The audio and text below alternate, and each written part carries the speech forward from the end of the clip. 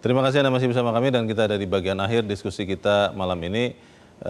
Pak Hari, kalau Anda lihat ini satu terobosan yang kalau semuanya memenuhi uji ya, harusnya sih bisa meningkatkan banyak hal, nilai ekonomi, lalu segala hal. Tapi pertanyaannya kalau BRIN melihatnya, titik kritisnya itu untuk kemudian bisa dikomersialkan, bisa menurunkan harga jual bahan bakar, kan kita jadi lebih mudah. Itu ada di mana titik kritisnya? Nah, mungkin titik kritis setelah nanti dengan KDM itu, kalau saya melihatnya, kan ini kan nanti akan ada uji skala terbatas, gitu ya. Dan setelah itu kemungkinan harusnya itu ada perumusan spesifikasi teknis. Sebelum nanti akan menjadi suatu standar mungkin untuk biogasolin. Nah, kalau memang sudah memenuhi skala tersebut, nah harusnya bisa secara teknis itu sudah layak dinyatakan sebagai bahan bakar. Terlepas nanti tentu saja ada kajian teknoekonomis yang tadi mungkin Pak Ikhlas sudah sampaikan dengan saya pikir dengan sangat confidence menyatakan bahwa ini nanti akan bisa memenuhi dari skala produksinya dan sebagainya. Biasanya proses itu akan makan waktu berapa lama itu? Nah, tadi kalau saya konsepnya di teknisnya terkait dengan validasi, verifikasi proses ataupun verifikasi nanti produknya gitu ya. Ya itu memang akan cukup lama gitu ya. Sebagai misalkan untuk verifikasi proses atau teknologi proses mungkin cepat gitu ya karena review desain dan sebagainya, tapi validasi produknya ini nih. Validasi produk berapa tahunan? Seperti yang tadi Pak Ramson sempat singgung mungkin ya, uji jalan gitu, atau uji lab. Kalau uji jalan itu kalau standar internasional misalkan 80.000 km itu harus ada permasalahan. Nah, hal seperti itu mungkin yang nanti akan harus dilalui. Jadi ya mungkin sekitar 6-8 bulan ke depan itu kalau memang kerja secara intens. 6-8 bulan ke depan, berarti ada setahunan lah ya? Setahun mungkin. Kurang lebih ya? Betul. Kalau berjalan lancar sesuai terus. Dengan Baik, Bang Ramson, saya ingin meyakini bahwa ini akan berhasil, bahan bakar ini aman, lalu bisa secara komersial dijual. Itu menurut regulasi boleh atau seperti apa? Sebenarnya kalau sesuai dengan syarat-syarat kualitas, bisa saja. Makanya sebenarnya ini kan bakal bisnis besar nih. Bayangkan kalau 10% aja mengurangi import, itu diperlukan sekitar hampir 5 miliar liter satu tahun. 5 miliar liter satu tahun. Ini kan bisnis besar. Sangat.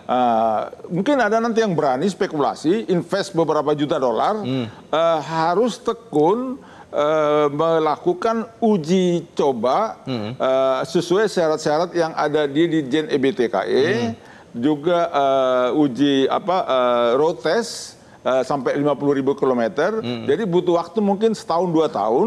Tetapi kalau berhasil ini akan bisnis besar karena memang pangsa pasarnya terbuka. Mengurangi import 10% aja sudah 100.000 barel per hari.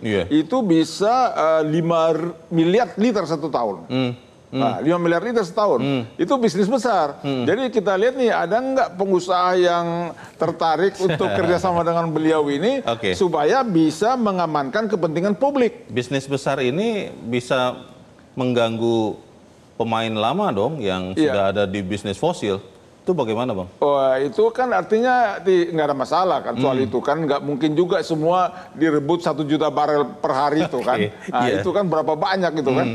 Jadi 10% aja berkurang dari import ya, bukan dari menyeluruh ya. Karena menyeluruh kita kan ada punya 600.000 barel per hari, 605.000 barel.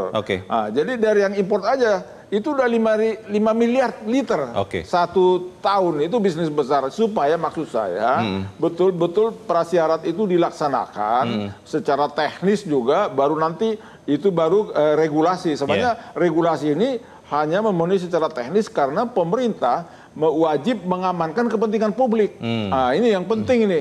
Kalau ini sudah aman, itu bakal bisnis besar. Hanya mungkin sabar aja setahun 2 tahun lah untuk itu. Kalau nanti lagi berkembang, itu lain lagi urusannya.